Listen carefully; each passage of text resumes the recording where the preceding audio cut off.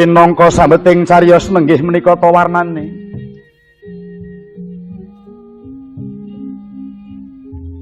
Ingkang awasta nagari ing Ngamarta. Ya nagari Indraprastha, ya Prajambatana Kawarsa, ya nagari Kancanapura.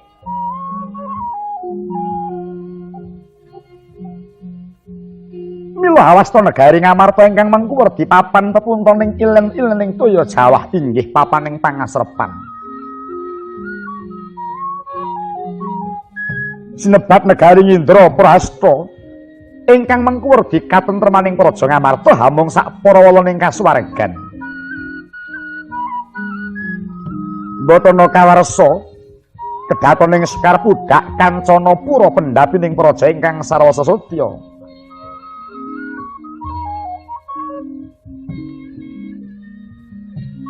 Nagari Gedhe Abare Padang Jagate dhuwur kuku sadoh marang kuncarane tur kasusura ing Mancapraja. Eling-eling sanes yasaning manungsa ingkang yasa Jen Yudhistira kawarti mila datananeh lamun totan wonten ingkang hanyameni.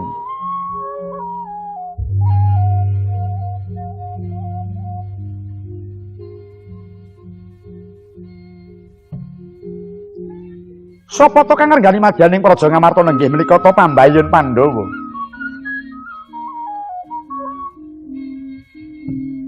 Ajejuluk Prabu Puntadewa.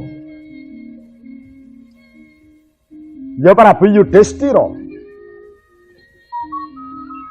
Ya Prabu Gunatalikrama, ya Prabu Sadadwija Kangka. Ya Prabu Darmaputra, ya Prabu Darmawangsa, ya Prabu Darmaraja, ya Sang Anjata Satru.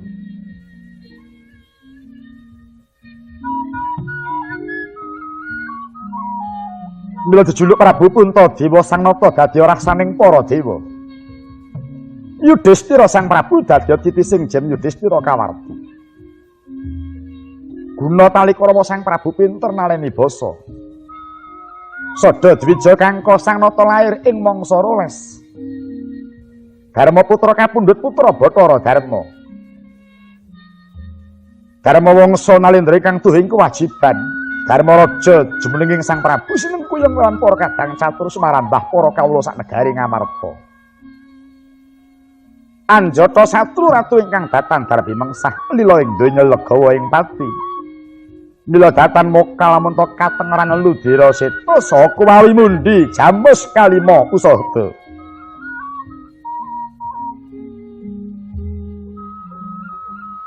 Nalika lenggah sang katon kahadhep para kadang ing wingking katingal jumeneng hambar gagah. Hanger gemeng kala lintang Bima Sakti kang nuwak tutuking naga punika tawanane panenggak Pandhawa ingkang nyatur wonten ing munggul pamenang. Kakasih Raden Werkudara ya Raden Bratasena. Ya Raden Kusumayuda Gandawakstratmaja. Jayalaga Bayu Siwi ya sang jagal Bilawa. Datan kantun kang rayi kembar kemanikan nenggih Raden Sakula lan Raden Sadewa. Ya sang Pinten lan Tangsen. Ing jawi andher balabar pisulaning para narapraja. Dereng pantara daung kating arawihipun ingkang Rakanata ing Dwarawati. Prabu Sri Bathara Kresna ingkang bumrejog tanpa laraban. Sesarengan kelawan pamadyaning Pandhawa Gyan Arjuna. Kadodo ing kalih sang katong sigra nampi dhateng rawuhipun ingkang Rakanata ing Dwarawati.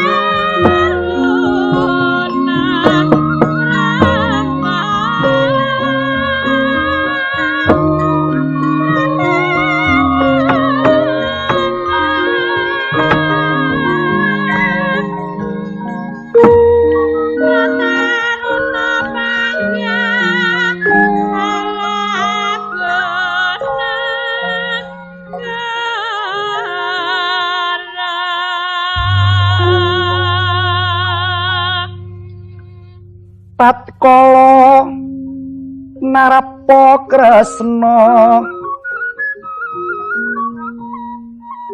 tang tulus anyakra ring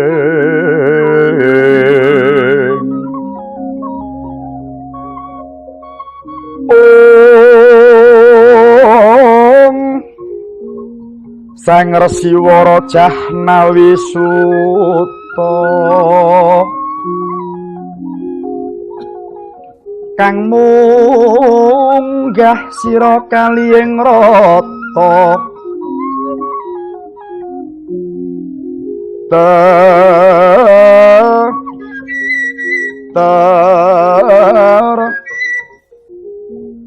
tumyangakene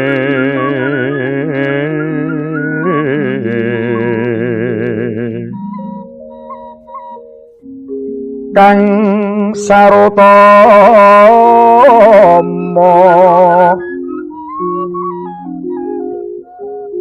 kang warata magawe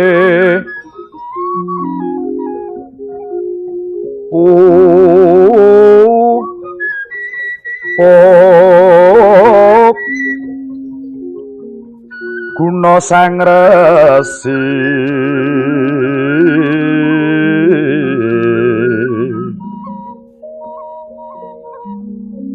lalah mangya tatar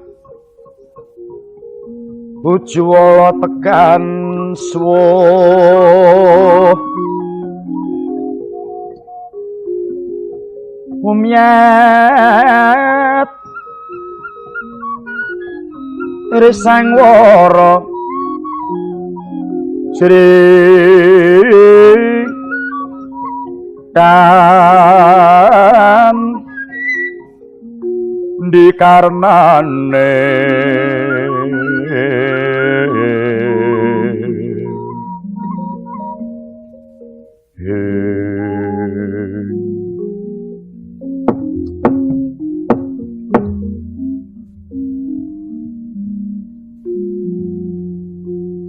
kupuh sireng loka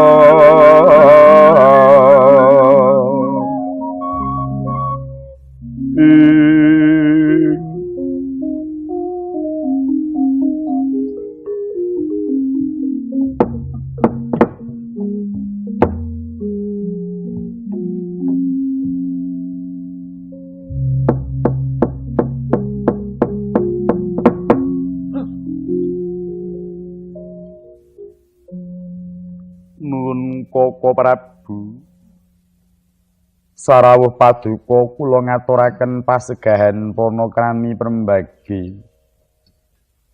Mugi katur wonten ngersa paduka Koko Prabu ing Dwarawati. Kula nuwun inggih Yayi Samyaji. Dhateng kadahat katedha kalingga murdosih panakraminipun paduka Yayi Samyaji. Wangsul pangastawa kula katur wonten ngersa paduka Yayi Samyaji. Kula nuwun inggih Koko Prabu.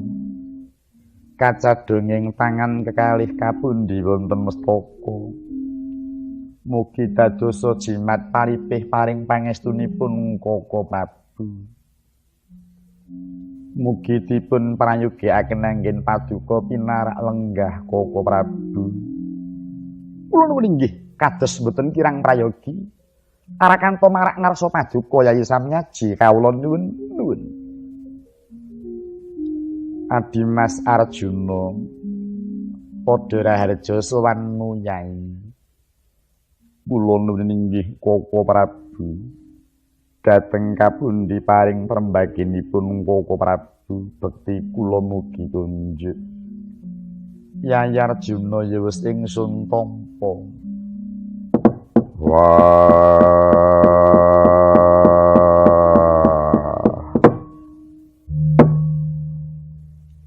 Jlitheng Kresna kakangku. Padha bagya sakrawing Jlitheng Kresna kakangku.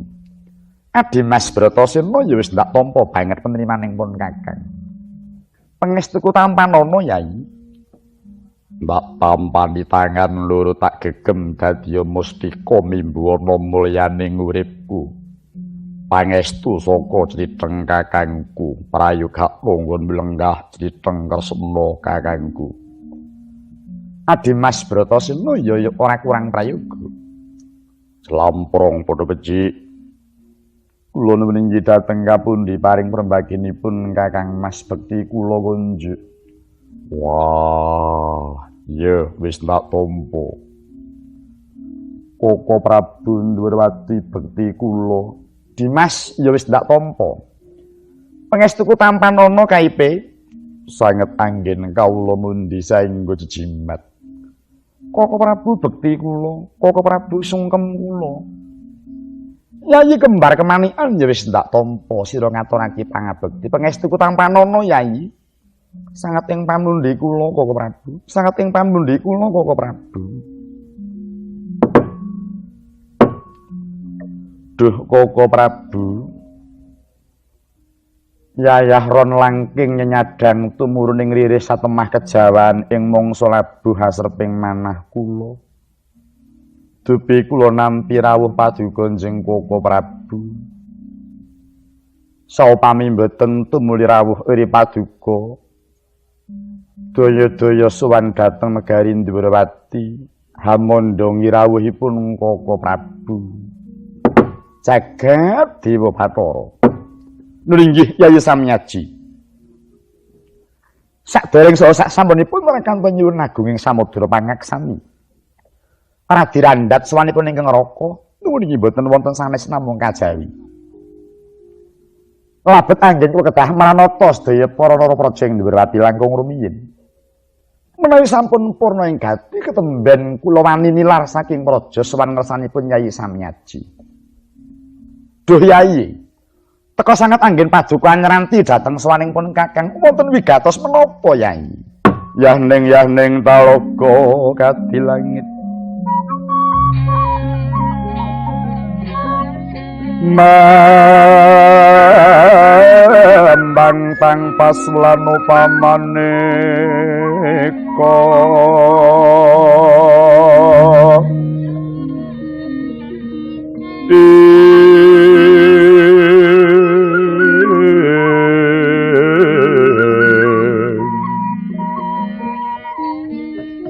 Wintang kliwa kusumaya sumawur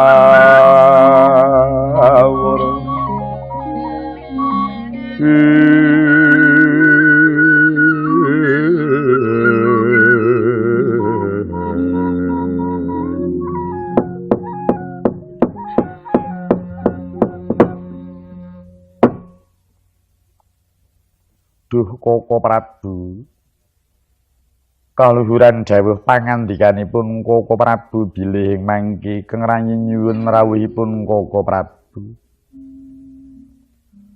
Wonten ingkang dados wigatosipun Koko Prabu. Dinten mangke negari Ngamarta kataman pagebluk mayangkara awising Bogawastra. Kathah para kawula ingkang sakit enjang sonten prapteng lalis. Sampun kathah usada ingkang dipun tamakaken kalebet peparing saking Eyang ing Saptawarga. Parandene Koko Prabu inggih spriki dereng wonten wusananipun Ngamarta Maluya Jati kateman nirmala. Nalika semanten wonten dawuh saking Eyang Saptawarga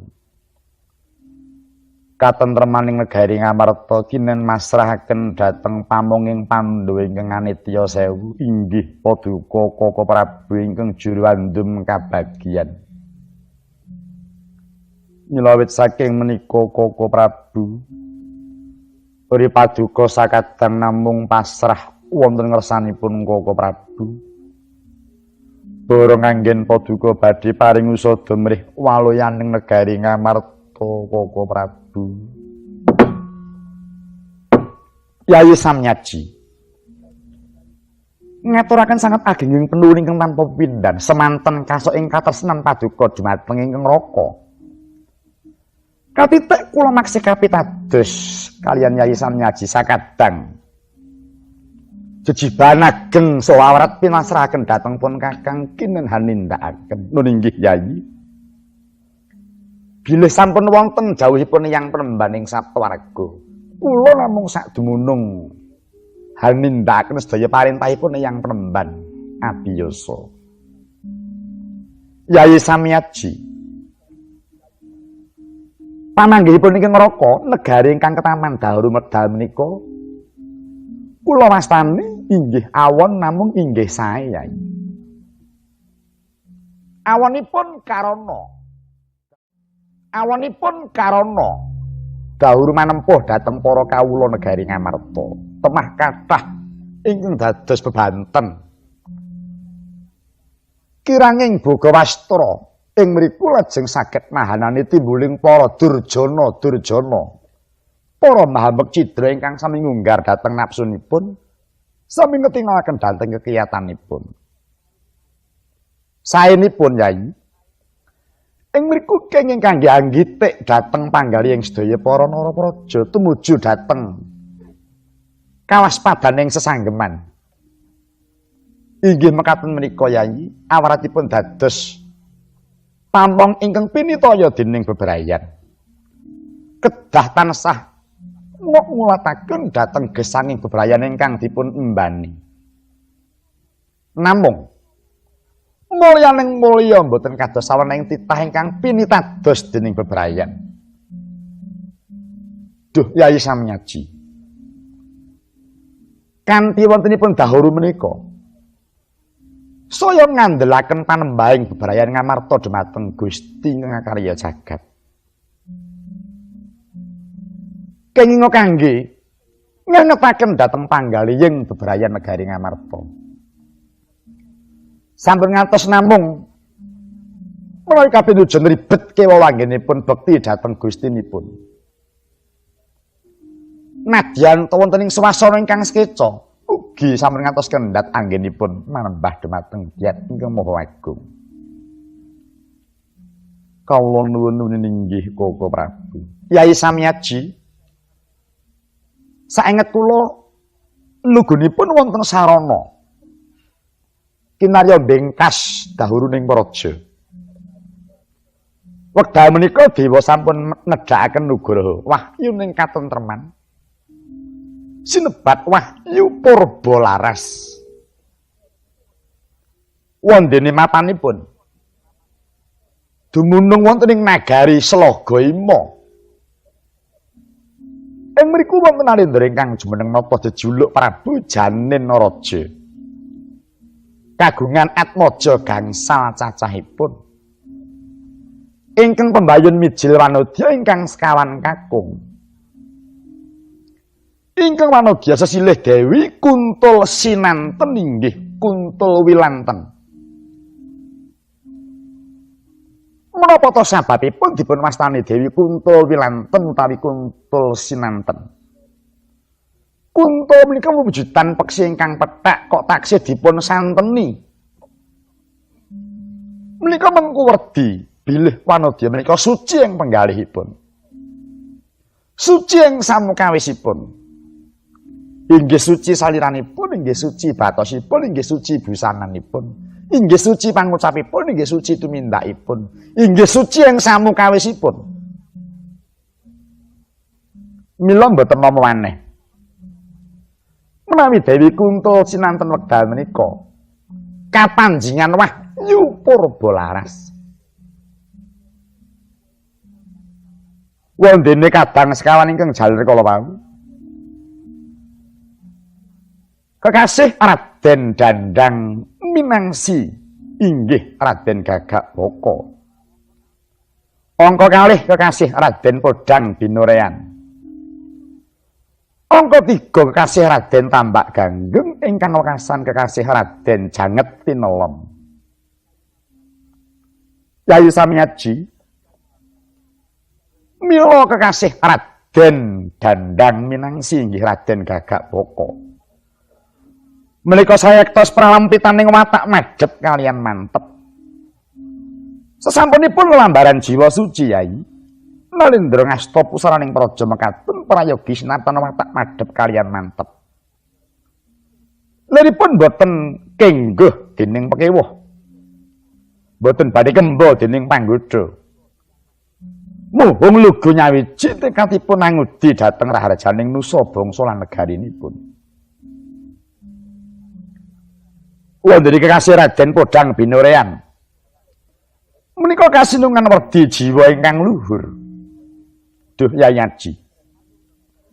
Nalendra Gung binetara menika kejawi katitik saking sucining jiwa madheping pangesti. Ugi taksih kedah sinartan luhuring jiwa ingkang kawiwitan saking luhuring bebuden. Jur luhuring bebuden menika Yai. Petela ingkang saged rumeksa dhateng raharjaning tumindak. Sabab namung tansah tebih saking raos mikantokaken dhateng diri pribadi. Ing cipta namung lugu namrih dhateng mulyaning sesami. Wondene kasih Raden Tambak Ganggeng Yai. Menika pralambang jiwa ingkang tansah ngetinaken dhateng pangorbanan. Duh Yayaji. Nalendra ingkang ngasta pusaraning praja menika kedah sinartan wani ing angel wedi ing gampang. Ingkang tegesipun wani dados pitumbasan mrih lestantuning karaharjan nusa bangsa duwe negarinipun. Inggih korban bondo, inggih korban jiwa.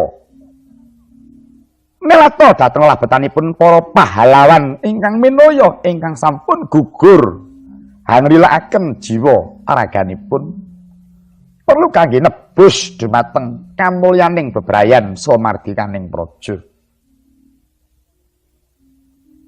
Wonten ingkang wekasan kekasih Raden Janget Tinelong. Menika mujudaken pralamita menggah kesagahaning Nalendra kedah tansah ngestokaken dhateng angger-anggering Gusti. Menawi sampun ngestokaken dhateng angger-anggering Gusti, ugi kedah ngestokaken dhateng angger-anggering negari. Duh Yayi. Inggih kanthi ngestakaken angger-anggering Gusti saha negari menika wau. Menungsa kelampahan gesang wonten salebeting kesaenan lan katentreman. Ingkang temanipun tinulat dening para kawula sapraja. Inggih sami ngestakaken dhateng angger-angger ingkang sampun kapacak wonten madyaning praja kala wau. Mila Yai. Manawi paduka kepengin badhe mulya negari Ngamarta. Arakanto mrayogekaken keparenga Yayaji Hambayong putri ing Selagaima. Dewi Kunto sinantun tumuli kaboyonga dhateng negari Ngamarta. Yayi, kanthi sarana keparenga Yayaji mundhut garwa kaliyan Dewi Kunto sinanten. Kanthi lantan mekaten Yayi, kula kinten Ngamarta badhe waluya jati kateman nirmala.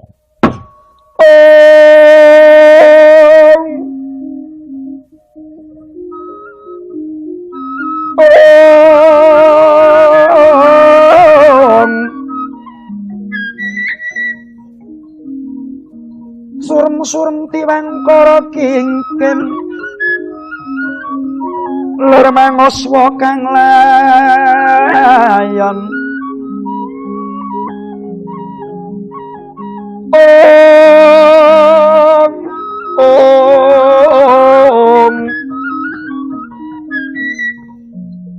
kenya ilang memanis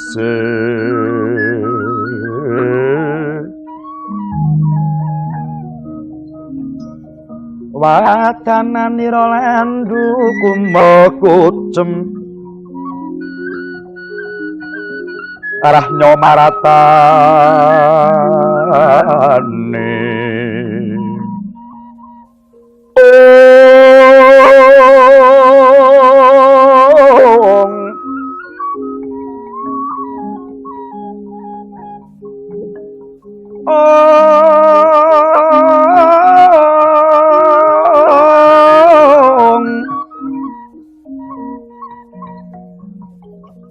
marang saliranipun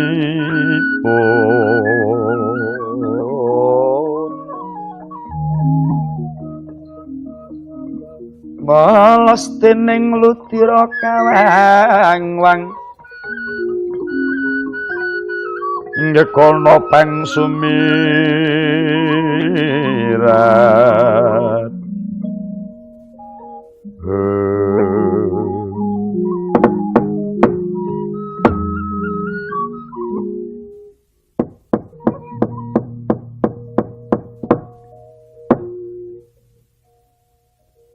Koko Prabu Koko Prabu jimat punden kula Koko Prabu sesembahan kula. Menawi lantaran ning kamulyaning praja Ngamarta kula kedah palakrama Koko Prabu. Menapa inggih ing mriki menika pidendhaning dewa ingkang dipun paringaken dhateng Puntadewa. Duh Koko Prabu. Kecebel nggayuh ngawiyat wuta angitung lintang tangih kelampanipun menawi kula kadhawan palakrama Koko Prabu. Wiwit alit mila kula kepengin dipunanggep tiyang ingkang temen. Koko Prabu, kula mboten kepengin ndamel sakiting ngasanes. Kula mboten kepengin gempil dhateng kamulyaning ngasanes Koko Prabu. Menawi kula ngestokaken dawuhipun Koko Prabu kedah palakrama malih. Kula badhe ndamel sakitipun Nyai Waradurupati. Kula badhe gempil dhateng kamulyanipun Nyai Dewi Kresna. Koko Prabu, Koko Prabu. Kula mboten saged anglampahi Koko Prabu.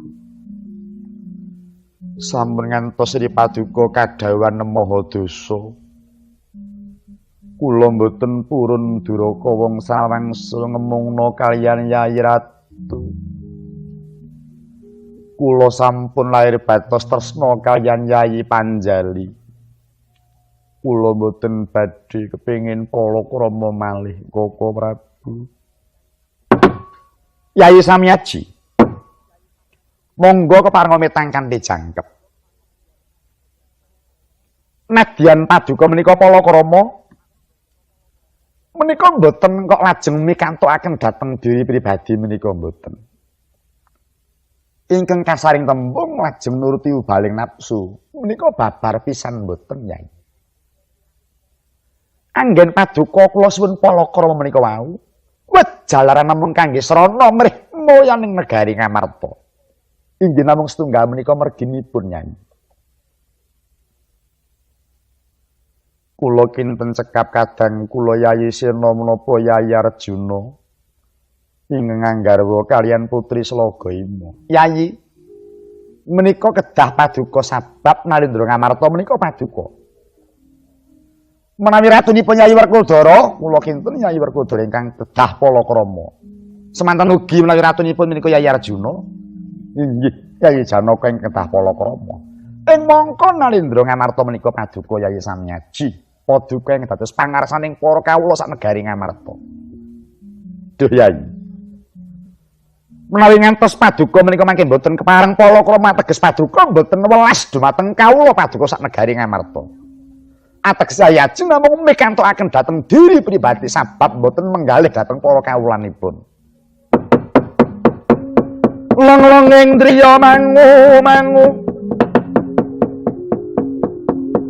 mangun kong kanduwan rimang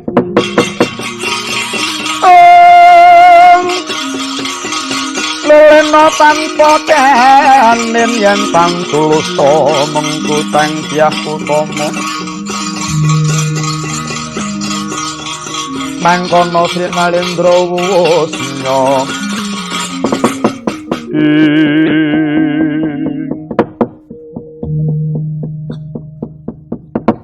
Koko Prabu menawi mekaten keparingipun Koko Prabu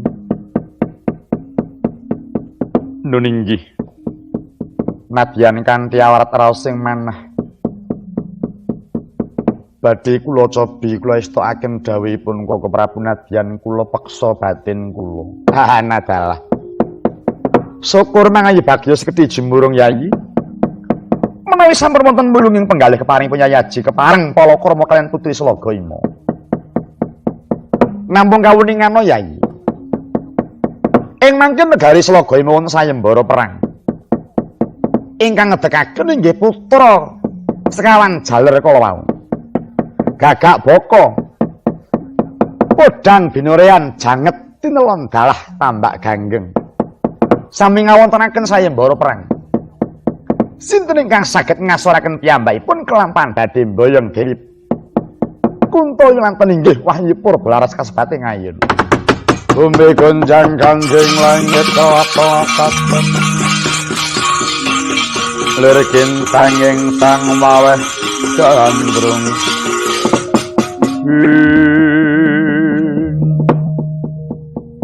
Wah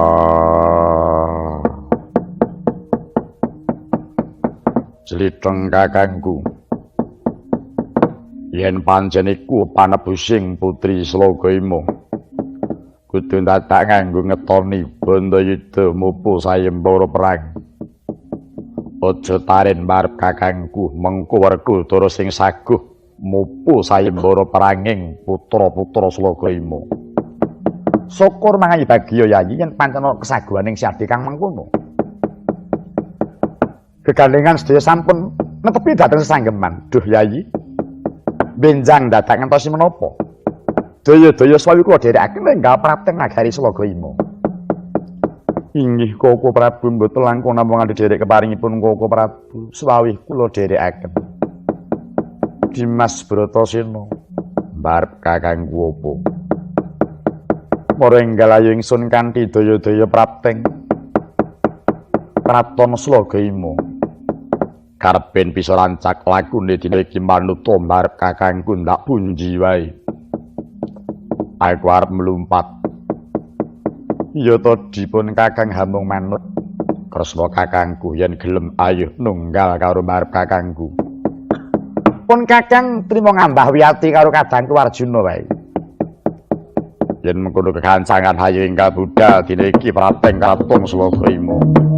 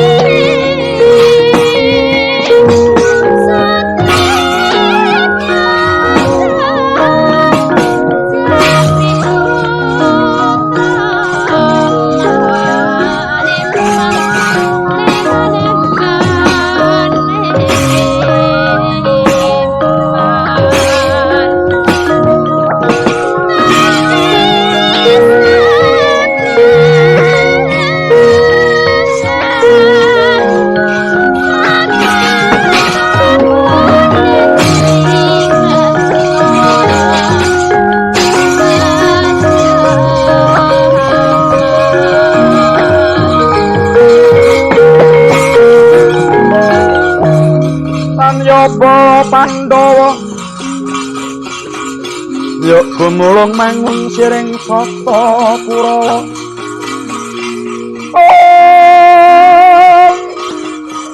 kambah kongkesru katite merot larut katut para ratu Win prodipati katut kabilayu tepe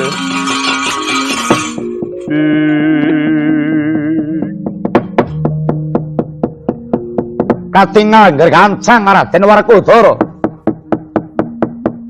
kanthi angasta gada rujak polo ya gada lambita muka wiwit timur tekaning dewasa Sang Werkudara datang kersa nitih sekathahing titian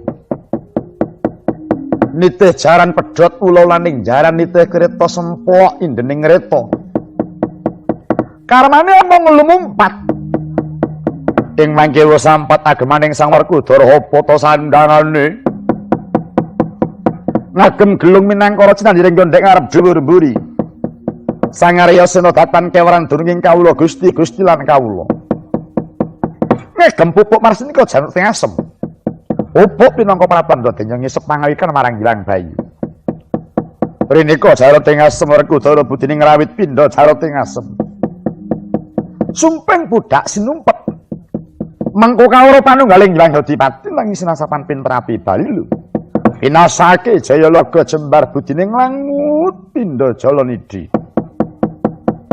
anting-anting panunggul mani ing warih Bratasena padhang paningali datan kesamaran marang sawiji-wiji sang-sangen naga banda ula gedhe kang tegese karosaning sirna kaya kruraning nagaraja yen banda yuda ora tak kalah yen wis prapteng lalis kelat baul nika bali bar manggis binalah tekan gendagane kusuma dilaga terus njaba lawan jerone binasake bawa leksana datan karsa ngoncati marang sabda kang wis kewedhar gelang candra kirana candra rupa kirana wulan gandha waksat maja kawruhing sena sumara pindha wulan purnama sidi kampuh poleng bang bintulu kang awarna abang ireng kuning putih lan ijo maya-maya pinangka pralampitaning pancandriya mayaning kanapson limang prakara kang abang marang kaprawiran kang ireng marang kasantosan kang kuning marang kabirahan kang putih marang kasusan kang ijo marang kawicaksanan lelima bareng kanggone binasake kusuma yuda datan kewaran marang kiridaning budi paning secindhe bara binelah numpang wentes sekalone Bratasena bisa mbedakake laksitaning brata lahir batin bareng angkate sahari ratri datan kendhat ngagem porong dapur nagaraja pinangka kancing pranyata Sang Haryasena wis memet momot marang salekering jagat sampat ageming Sang Werkudara giarsa lumampah yakti kadhiraken Panakawan Bayu Pitung prakara Putra Pandhawa tata katiwisaya Indriyaksa Sara Maruta Pawana Pana Margana Samirana lan Warayang Panca Bayu wisikan magulingan 5 nadyan mung sak barat ana werdine dhewe-dhewe kumpori ana barat kang bisa motolake pucuking gunung Brajagati barat bisa ngesolake wit-witan Warayang barat bisa ngorontake gegodhongan Hanilada barat bisa ngobahake banyu Sindung Riwut barat bisa ngesolake wit-witan bisa ngesolake wisma bisa mbuncangake marang barang kang abot Samirana barat kang hawane marakake liyer-liyer wis sampat Panakawan kang wis miring tindaking Sang Bima mata aji Bandung Bandawasa ngungkah bener blapak pengantol-antol kan mangsah cancut merkut manjing samudra naya dreng wiaganya legawa Bayu sumaput wantes melege ngangganira sumingep nampeki miket jangga kang warih katanaga kumambang gengnya sawukir hanak setu Bandalayu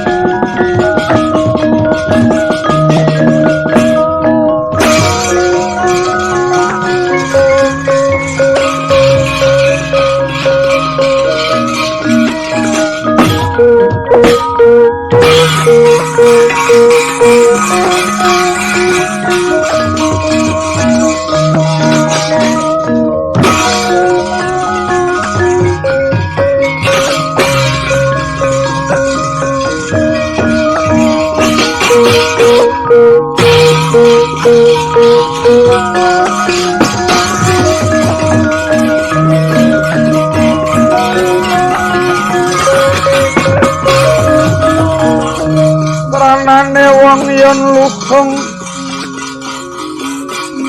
petang lopo kurang guling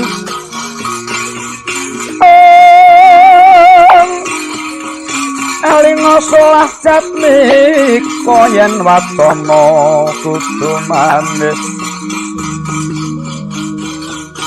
Mure seming sasana samaning manungsa sami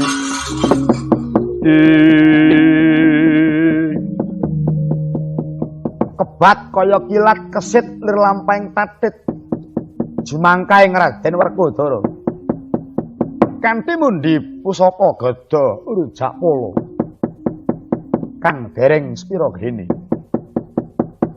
sinegek kang lumawat nengno kang cilocap mangsuli sayos ngajeng ing mangki lampahing Raden Harjuna membaning Prabu Jata Gimbal dumugi madyaning wana pinanggih kalian Dewi Wara Sembadra membaning Dewi Jata Gini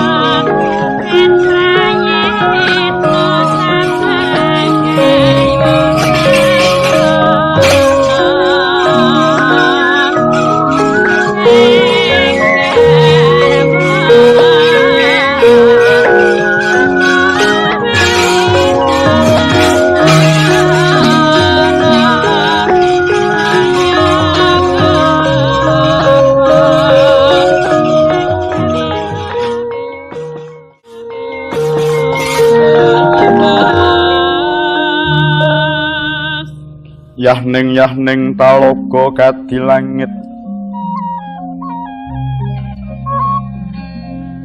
mambang tang pasulano pamaneka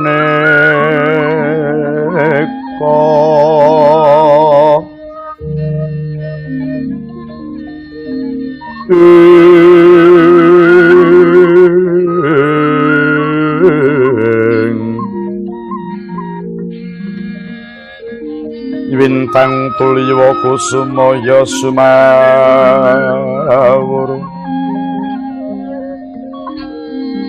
lumrang dadi jolodha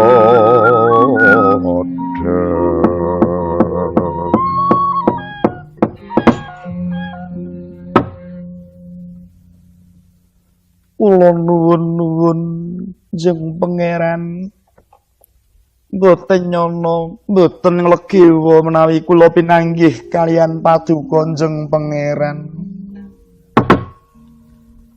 nimas pepujaning pun Kakang Yayi Pun Kakang uga ora nglenggana yen ketemu karo sing dadi jantung atiku ana jroning alas.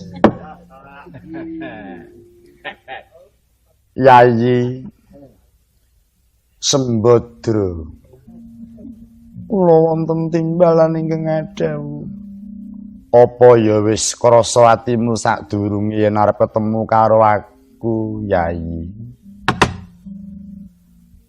Raden jimat punden kula kang emas sing dados sesembahan kula.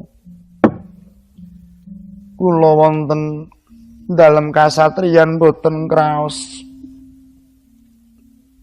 Kados sumuk hawanipun wonten kasatriyan, kepengin pados wawa ingkang seger.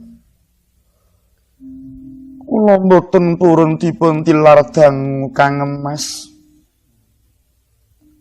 Mila lajeng tansarantaning manah kula nilaraken kasatriyan. Piyambakan boten lawirowang ing pengajap tumulinggal kula sageta pinanggih kaliyan kang emas. Nimas pepujaning pun Kakang. Yen ngono padha karo pun Kakang. Nalika pun Kakang swan menyang Praja Ngamarta kono aku ora kerasan, Yai. Ketok-ketoken kowe wae. Semone kaya temanten anyar tan kena pisah sarambut. Upama ora saru kuwi menyang endi wae ndak kanthi.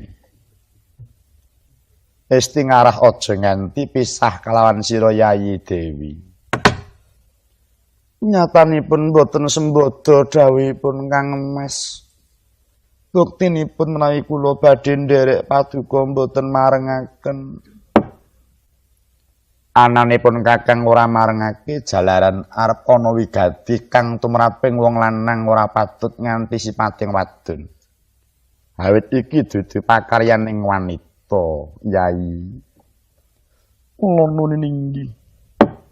Nanging mbok menawa pancen Gusti Kang Hakarya Jagat marengake pun Kakang ketemu karo Yayi Dewi.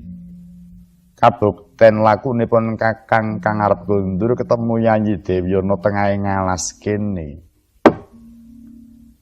Kono kawan wonten pundi? Ora tak kanthi kabeh. Marga ujuping atiku pancen iki pun Kakang nyelakake wektu.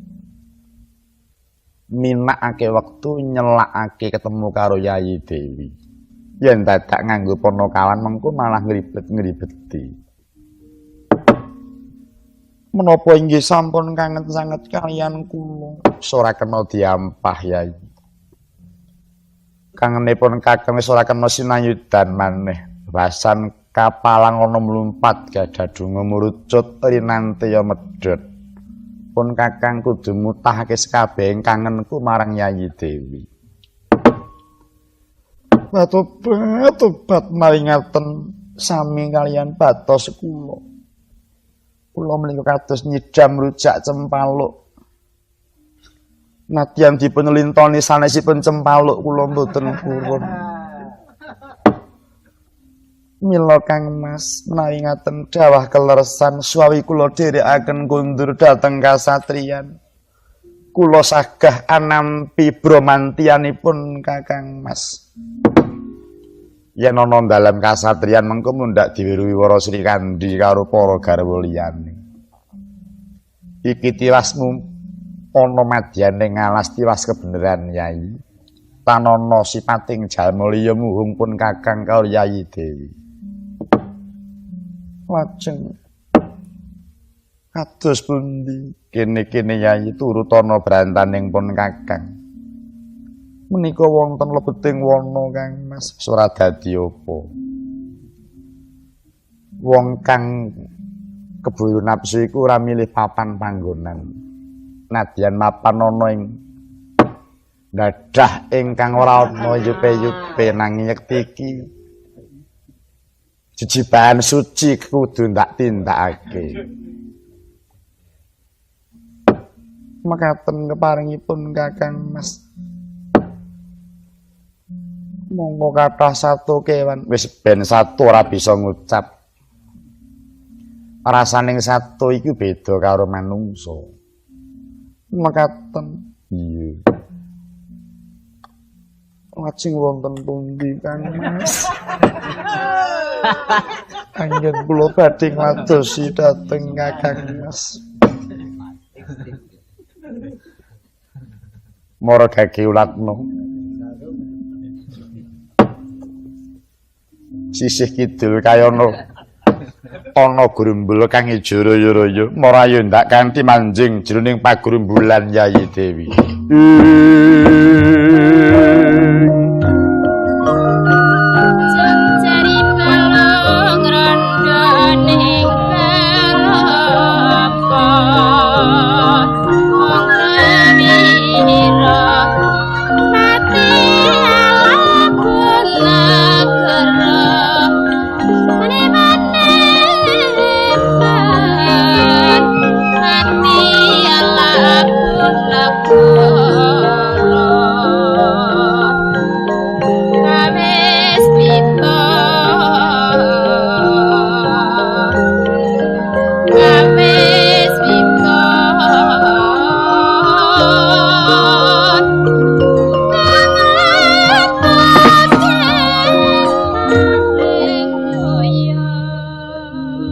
Kocap Gajarita nalika samana Sang Harjuna mimbaning Yaksendra Jata Gimbal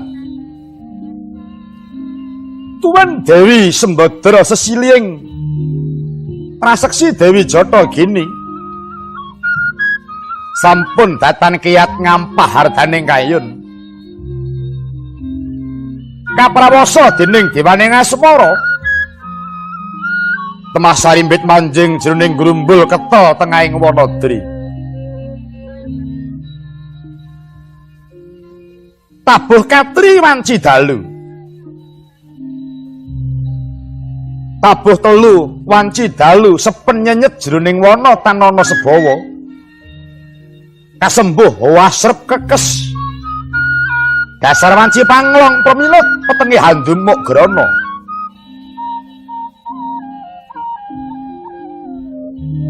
Ingkang kapiyarsa hamung swaraning napas krenggosan. Hanenggih sang kekalih kang dawa ketungkul hang laras nikmating saresmi. Nadyan hamung lelemek alang-alang. Eling-eling menika sipating yaksa. Pramila ingkang binujung hamung dumugining karsa. Mrih swaraganing raga. Ciptane galih prayaga kekalih mumpung isih urip. Mumpung isih bisa urip. Pramila datan nama elok lamun to gumarenggeng sabawane ingkang dawet andon asmara. Ngantos terontong-terontong bang-bang wetan.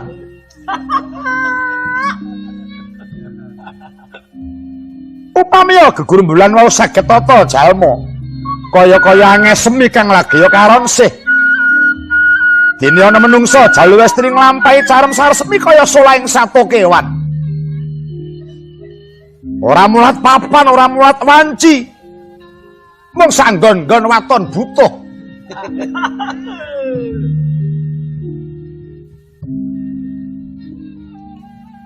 Gajarita ing mangke dupi sampun purna anggenira sami nindakaken larasing jumbana. Kekalih griya mijil saking grumbul ingkang sampun bosah basah pindha kailesi-lesi gajah. Daleweran ponang ngriwe kaya gineres. Kekalih pun sami unjal huswa. Rekmo samya modal madul keringet gobyos dleweran kaya mentas melampah tebih ing mangsa ketiga. Netra payus wedana pucet. Gloyoran nggih lumampah. Labet sampun datang dan berkiyatan. Jejengku ngewel persaset lolos bayu otote.